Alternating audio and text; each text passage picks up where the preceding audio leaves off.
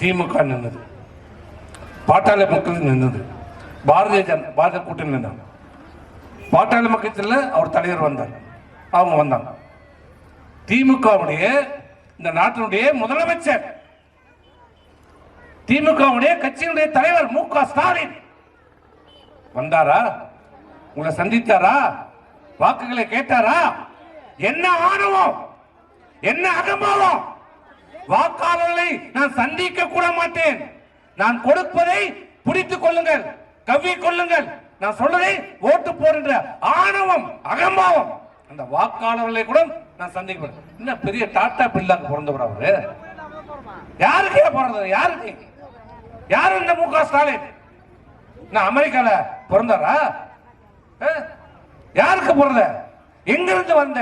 உங்களுடைய ஜாதகம் என்ன? யார் நீங்க? திருவாரூர் சொல்றீங்க, ஒருத்தன் ஆந்திரான்றான்.